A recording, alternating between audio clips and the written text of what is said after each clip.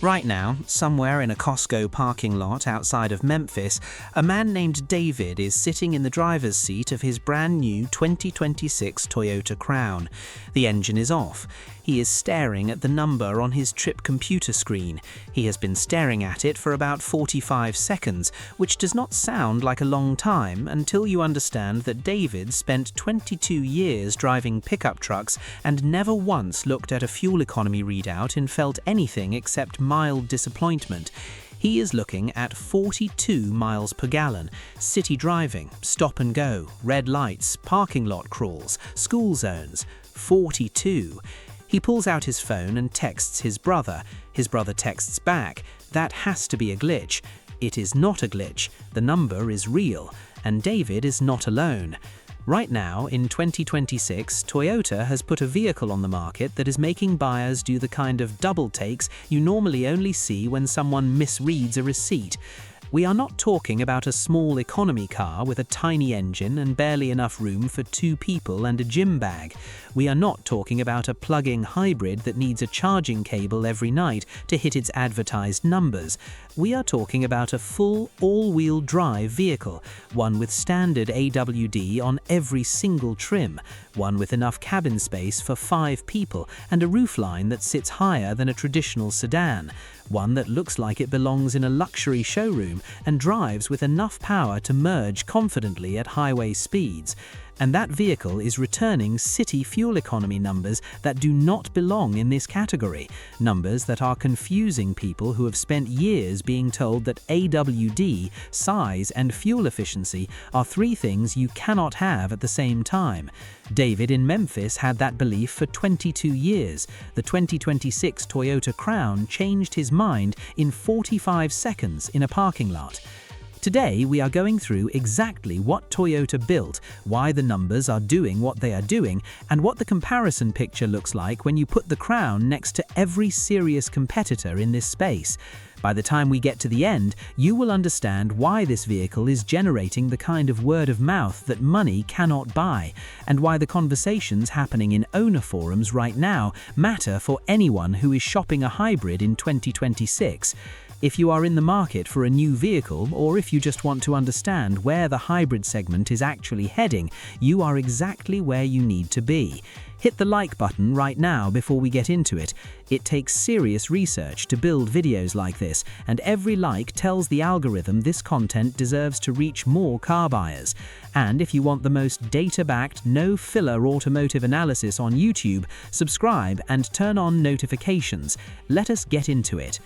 To understand why the 2026 Crown's fuel economy numbers are landing the way they are, you have to understand the specific problem Toyota was watching in this segment for years before they built this vehicle. The hybrid market in the United States was growing fast. Buyers were moving toward electrified powertrains in real numbers, but there was a persistent complaint that kept showing up in owner surveys, in Consumer Reports reader data, in forum threads on every major automotive platform. The city numbers were not delivering.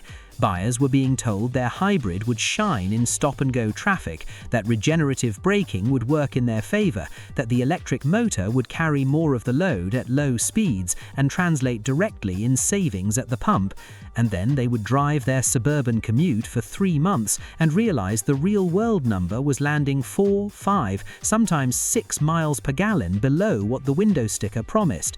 The sticker became a marketing document. The real-world number became the expectation you adjusted to. Toyota watched all of this, and then they did something that most manufacturers do not do until the pressure from the market becomes impossible to ignore. They went back into the engineering and asked the question that sounds simple but is incredibly difficult to answer well. What if the city number was the one that actually held up when real people drove it? What they came back with is what has David staring at his trip computer in a Costco parking lot. And the first number you need to understand is the one that's starting the conversations. The 2026 Toyota Crown's XLE, Limited, and Nightshade trims are powered by Toyota's hybrid system, pairing a 2.5-liter engine with electric motors, delivering an EPA-estimated 41 MPG combined. But the number that is genuinely stopping people is the city figure. Crown models with the base powertrain return an EPA-estimated 42 mpg in the city and 41 mpg on the highway. Read that again slowly. This vehicle is more efficient in city driving than it is on the highway. That is not how gasoline-powered vehicles work. That is not how most people's intuition about cars works. You are conditioned to believe the highway number is always higher, that open road cruising at steady speed is where you save fuel. The Crown inverts that entirely. The reason is regenerative braking. Every time David slows down for a red light in Memphis, every time he decelerates into a parking space, every time traffic backs up on the interstate, the Crown's system is capturing the kinetic energy that would otherwise be lost as heat through the brake pads and converting it back into electricity that feeds the battery. The more stop and go the driving, the more recovery events happen, and the more efficient the system becomes. Toyota engineered the 5th-generation hybrid platform specifically to maximize that recovery window. The result is a car that gets better as the driving gets more frustrating, which is either a beautiful piece of engineering poetry or the most useful thing anyone has done for commuters in years, depending on how you look at it. But here is where it gets genuinely interesting, because the EPA number is the number on the sticker. What is happening in the real world, in the hands of actual owners in actual cities, is the part of this story that is driving the reaction you are seeing right now. One owner on Kelley Blue Book, coming from a background of large V8 vehicles, described getting over 40 mpg as having transformed their relationship with driving without giving up much. Another reported 48 to 50 miles per gallon in town. An Edmunds owner noted that fuel economy around town was consistently in line with the EPA estimates, easily hitting 40 miles per gallon on city trips, with some runs beating that figure. Fuelly, which tracks real-world fuel economy through actual owner fill-up data, currently shows the 2026 Crown averaging 32.64 mpg across 13 vehicles and more than 65,000 miles of logged driving. That gap between the 40-plus numbers some city owners are reporting and the fleet average that includes highway-heavy drivers tells you exactly what the Crown's hybrid system is optimized for. It is built for people who spend their driving time in conditions where a traditional engine is hemorrhaging energy.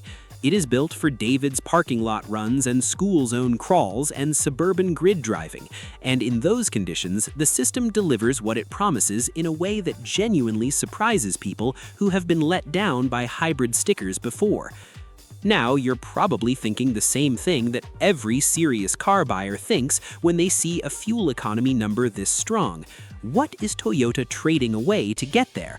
Because in this segment, efficiency has always come with a cost. You get the MPG and you give up something else. The cargo shrinks, the power disappears, the driving experience becomes something you endure rather than something you enjoy. That trade-off has defined the hybrid conversation for the better part of a decade, and it has kept a lot of buyers from making the switch, which is why the competitive comparison is the part of the 2026 Crown story that matters most for anyone building a shortlist right now.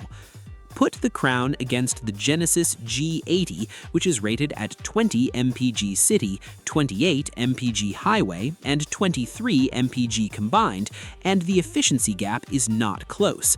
For buyers who consider the Crown to be in the luxury adjacent category, competing with premium nameplates, the Crown represents strong value, getting remarkable mileage compared to what others in that segment are offering.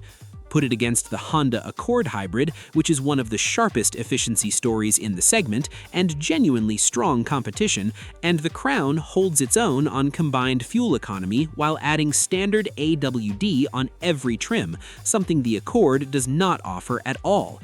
Put it against the Hyundai Sonata Hybrid, which has been a quiet overachiever for 2 model years, and the Crown's AWD story becomes the differentiating factor that reshakes the conversation.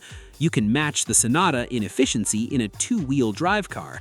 Getting 41 combined with power going to all 4 wheels is a different engineering achievement entirely. Even compared to its own sibling, the Toyota Camry, the Crown offers AWD on every trim, which the Camry makes available, but not standard, alongside comparable interior dimensions and a cabin that most critics describe as high quality and tech-rich. Here is what the comparison picture actually reveals when you stand back from it. The 2026 Crown is not a vehicle that got one number right by sacrificing everything else. Edmunds tested the Crown Platinum on their track and found it reached 60 miles per hour in just 6 seconds, quicker than most rivals in this space. The National Highway Traffic Safety Administration gave the 2026 Toyota Crown an overall safety rating of 5 out of 5 stars, with 5 stars in both frontal and side crash tests. The cabin sits higher than a traditional sedan, which owners consistently describe as making entry and exit easier and giving a vantage point that feels more like a crossover than a car. The infotainment system is standard-rich. Standard safety technology is comprehensive across all trims.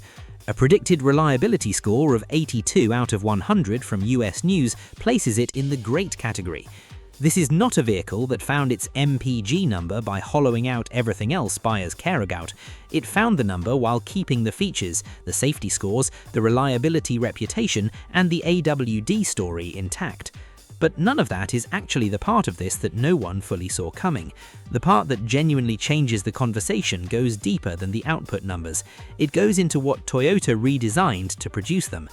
The 2026 Crown uses a 2.5-litre 4-cylinder hybrid system with dual electric motors, and its rear electric motor supports AWD without a traditional mechanical driveshaft, which reduces energy loss and improves hybrid fuel economy across the full range of driving conditions. That rear motor design is the technical explanation for something that sounds counterintuitive on paper. How do you add all-wheel drive to a vehicle and still improve fuel economy over comparable two-wheel drive hybrids? Normally, you do not. Normally, AWD comes with a weight and efficiency penalty that costs you miles per gallon regardless of how good your hybrid system is. Toyota's solution was to eliminate the mechanical driveshaft entirely and drive the rear axle with a dedicated electric motor that only draws power when it is actually needed. The system is not running full-time AWD in the traditional sense. It is running intelligent AWD that delivers rear torque precisely when traction demands it and recovers to maximum efficiency when it does not. The result is the ability to put power to all 4 wheels without paying the efficiency price that buyers have been told they have to pay for that feature. That is the engineering story behind David's 42 miles per gallon in city traffic with all-wheel drive engaged.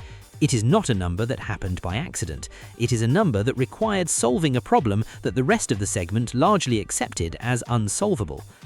Here is what this means for anyone building a shortlist right now. The hybrid sedan and crossover adjacent segment is about to recalibrate.